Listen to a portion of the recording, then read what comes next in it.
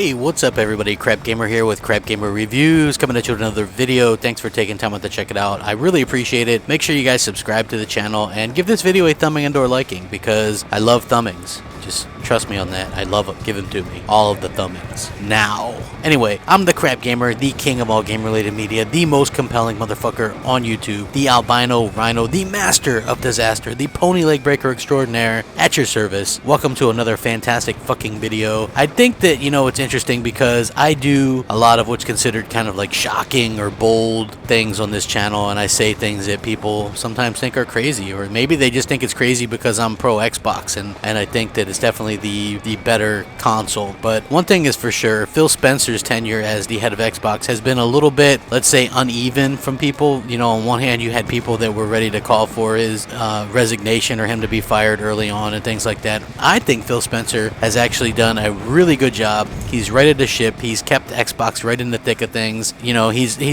done some things that maybe people don't understand right away as far as his reasoning or his rhyme, you know what I mean? And with that being said, I'm not a huge fan of, you know, the Play Anywhere. I don't really care about that. Maybe some people do. I don't really think that's very much of a big deal. But I think anyone that can get the Xbox scene in a positive light after that kind of fiasco from launch deserves some credit. And I think Phil Spencer has gone on and made Xbox great again. And most importantly, I think he is responsible for the spearheaded the idea that listening to the fans will create a better product. And so whenever you see people, it's funny because I see people all the time, they're like, wouldn't it be cool if we could design our own controllers? And now we have design labs. You know, what we wanted the most powerful console, now we're going to get Xbox Scorpio. You know, people wanted a 4K Blu-ray player, it looks like we're going to get that with the Xbox One S. You know, I just think that you know, at the end of the day, listening to people, and that's a crazy concept, right?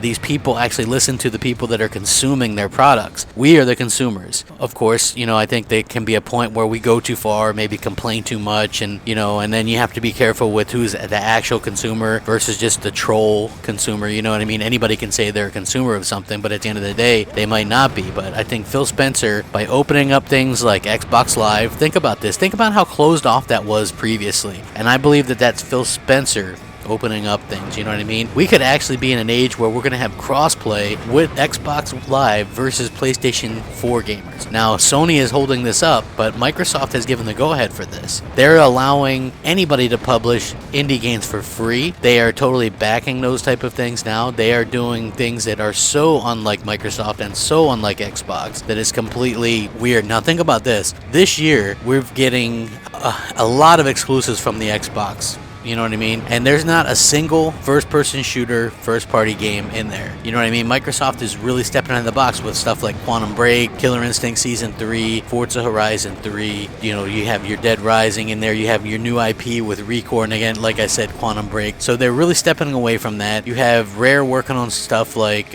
you know, Sea of Thieves. I think they are really kind of changing the benchmark and improving things, and I think Phil Spencer has a lot to do with that. They've really cut the fat, and they're really kind of accentuating the positive. And I really think that Phil Spencer doesn't get enough credit for that. I think that he's the one that really came up with the idea, a lot of the ideas that we're enjoying today. And I just thought it'd be nice to do a video and say, you know, he's really doing a good job making Xbox a fantastic platform again, and one that every Xbox owner can be proud of. And I just want to say, you know, thanks to Phil Spencer. I don't know if he watches or anything like that, but I think he's a good guy and an actual gamer, and I think those are very important. And I hope that he continues on doing the great things and making Xbox great, because so far I've had a really unbelievable experience with the Xbox One. And oh yeah, things like even like backwards compatibility, you know, he threw that out there. We know that's his idea. So yeah, I'm very grateful for all that stuff, and think that it's really been a really good generation so far thanks to him, and thanks to them listening. That's very important. So let me know what you guys think. Sound off in the comment section. Rate, comment, subscribe. Rack that shit up. Crapgamer out.